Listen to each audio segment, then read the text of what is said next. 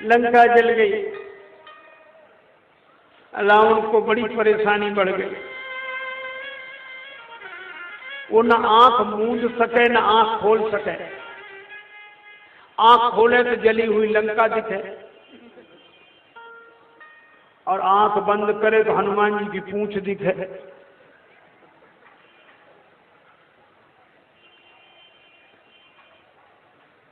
और राक्षसों की यह दशा, कोई भी बंदर दिख जाता है राक्षस हड़बड़ा के भागते। वही सोचे वो ही है जिसने लंका जला जाए।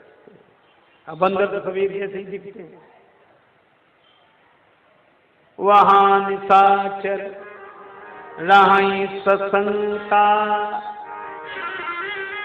जब ते जारी गए कपिलंका।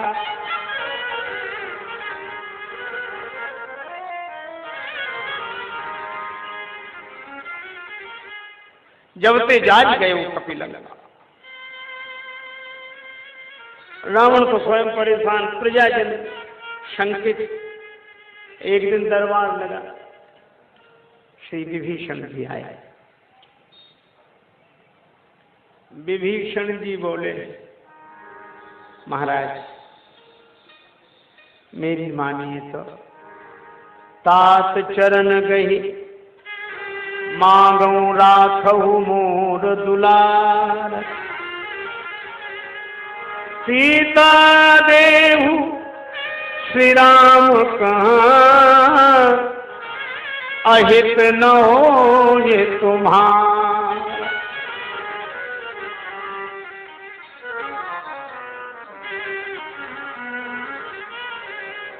श्री सीता जी राम। रावण बोला, मुझे समझा रहे हो? मुझे जानते हो ये लंका क्यों जली? तुम्हारी नीति मानने से। तुम्ही ने कहा था नीति विरोध न मानिए दूसरा। तुम्हारी नीति मानी, हमारा सब जलकर नष्ट हो गया। इसका अर्थ है कि तुम जिसे समझाते हो, तुम्हारी बात जो मानता है उसका सब कुछ नष्ट हो जाता है। तो ये नीति हमें काहे को समझा रहे हो? सठ मिल जाओ उससे नहीं कहो नीति। ये नीति उन्हें समझाओ ताकि उनके यहाँ आग लगे। तुम्हारी वजह से हमारे यहाँ आग लगे। विभीषण जी ने कहा ऐसा न कहें अग्रज, जो आग लगी है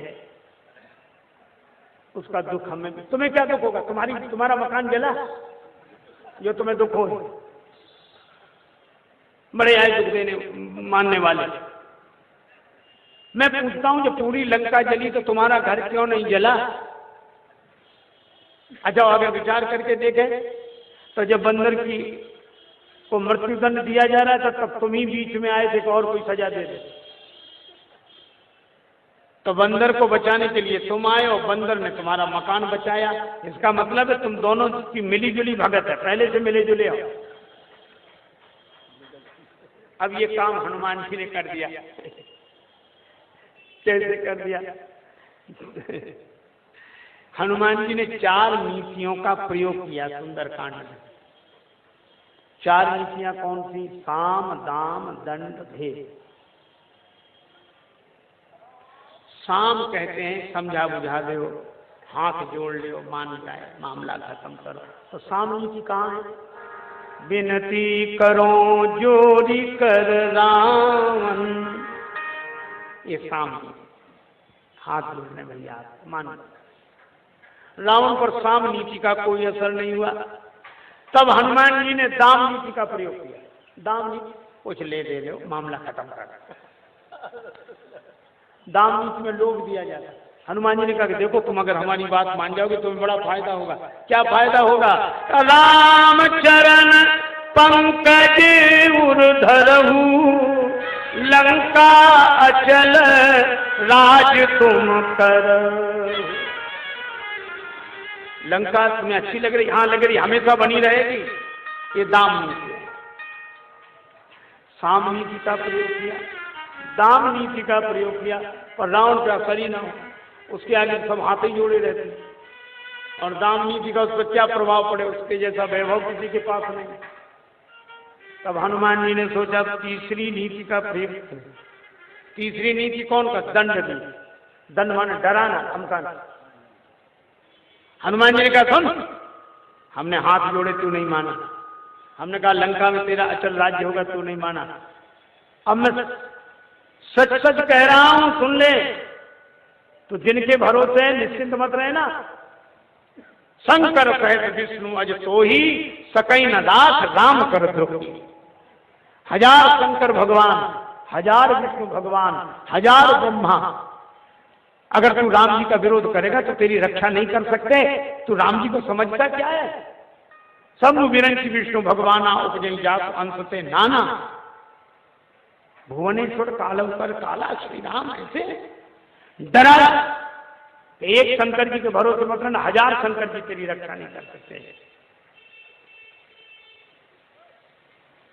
दंड को ये दंड, पर रावण पर तीनों नीतियों का असर नहीं पड़ा। हनुमान जी ने कहा एक ही नीति बची है। कौन सी? बोले भेद नीति। भेद नीति में क्या है? फूट डाली जाती है, फूट।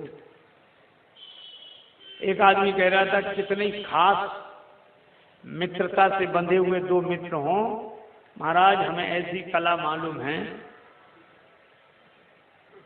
2 मिनट में उन्हें अलग कर रखा। हमने कहा 2 मिनट में? 2 मिनट बहुत, 1 मिनट में। हमने ऐसा क्या जानते? बोले मंत्र जानते। कितने ही खास मित्र हो? तो हमने कहा मंत्र। बोले आपको बता दे। हमने कहा हमें नहीं सुनना। बोले मान तो ले, प्रयोग मत करना, सुन ले। उसने हमें बताया था, हम आपको बता रहे हैं, प्रयोग हमने भी नहीं किया, आप भी मत करना। वो कह रहा था कि कितने ही खास मित्र हों तो वे साथ ही साथ रहेंगे, सोना जागना, घूमना फिरना साथ साथ। और दोनों जब साथ साथ जा रहे हैं तो 2 में से एक को बुला लो, भैया जरा सुनना। तो एक को बुलाओगे तो दोनों ही आएंगे। तो हाथ जोड़ कर नहीं, वो आप जरा इनसे जरा बात करें आप। तो मित्र कहे क्या बात? तो वो कहे चले जाओ, क्या बात सुन लो, क्या? अब वो कहे क्या बात बोलो ना, प्राइवेट बात, कान में कहेंगे। हाँ बोलो बोलो क्या? तो कान में कहो कुछ नहीं, 2-4 बार ऐसे ऐसे होंठ हिलाओ, कहना कुछ। और वो कहे क्या क्या? अब आप तो खुद समझ रहा, कहना काम बन गया, बस कुछ नहीं करके सब कुछ कर दिया। अब वो तो पूछेगा ही क्यों, क्या कहा उन्होंने? अरे कुछ नहीं कहा। अरे कैसे नहीं, तुम्हें बुलाया, कह तो रहा है। नहीं सचमुच कुछ नहीं कहा। अच्छा हमसे भी छिपाने लगे? अरे नहीं नहीं सचमुच नहीं छिपाने, कहा हो सब तो कहें। नहीं अब खैर जाने तो मत बताओ। अरे बोले बताएं क्या? बताया ही नहीं उसने कुछ। बोले ऐसा कैसे हो सकता है? तो वो यही कहेगा तुम्हारी कसम, उसने कुछ नहीं कहा। तो कहेंगे देखो बताओ चाहे मत बताओ, पर हमारी कसम मत खाओ, हम इतने फालतू नहीं है, हमें मिले कसम खाना, एक से एक बताना। और ये मित्रता थी, हमने कभी तुमसे कुछ नहीं छिपाया, तुम छिपाए, हो गया। ये है भेद नीति। लेकिन हनुमान जी ने क्यों प्रयोग किया? देखो हनुमान जी सदगुरु हैं, कृपा करो गुरुदेव की नाई। और सदगुरु वैद्य, वैद्य विष को भी औषधि बना देता है। तो हनुमान जी भेद नीति का प्रयोग किए तो उन्होंने 2 काम किए। रावण को जिससे शक्ति मिल रही थी और जो रावण से अलग नहीं हो पा रहा था, विभीषण। हनुमान जी समझ गए कि रावण पर तब तक भगवान कुपित नहीं होंगे जब तक विभीषण इनके साथ।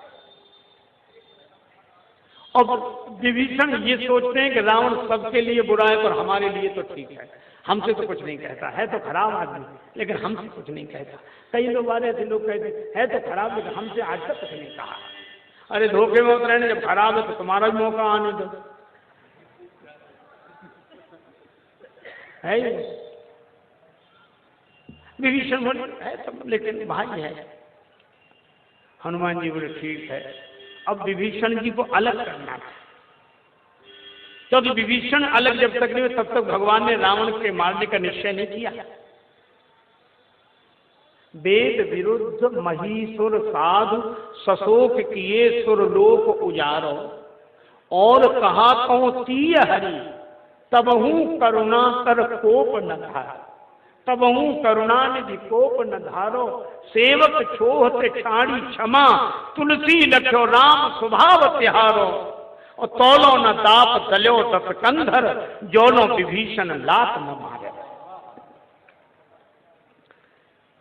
और हनुमान जी ने कहा विभीषण को अलग करें, तो आप समझाते तो अलग हो जाएं। हनुमान जी बोले समझाने से सब अलग नहीं होते, दो चीजें चाहिए।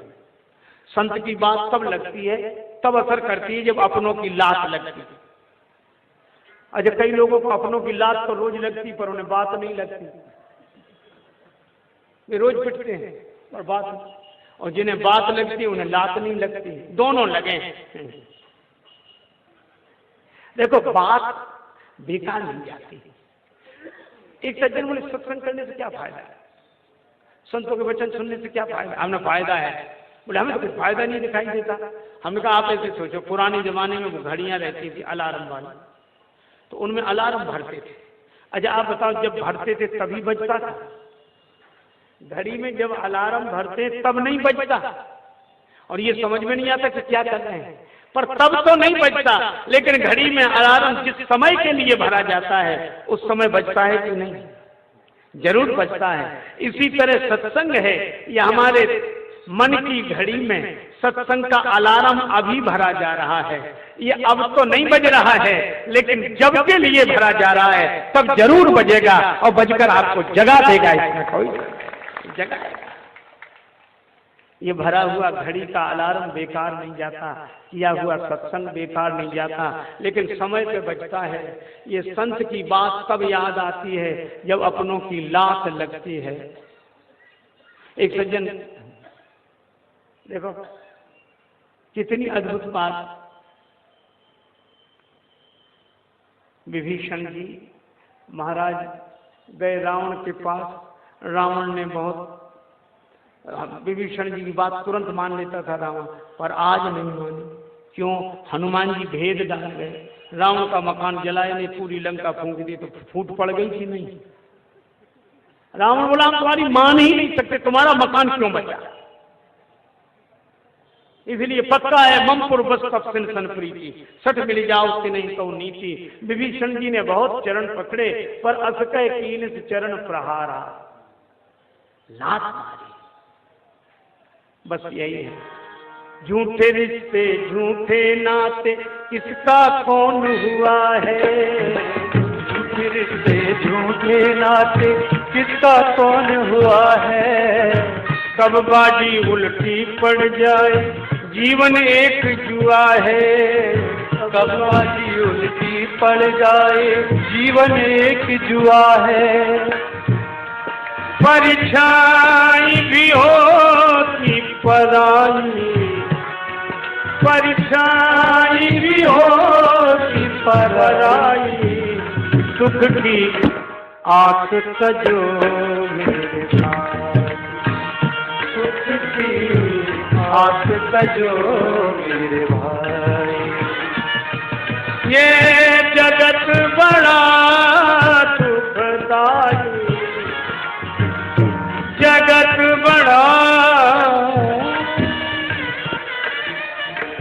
सुखदाई,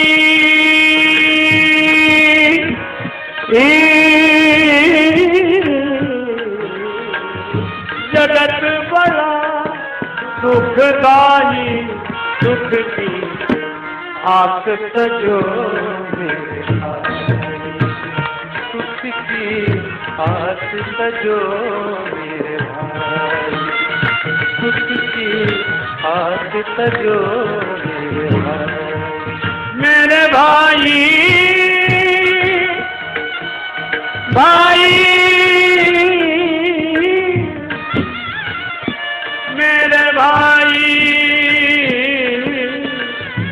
भाई आई।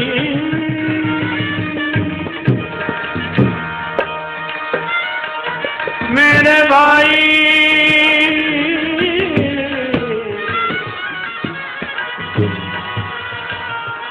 आस तजो मेरे भाई, मेरे भाई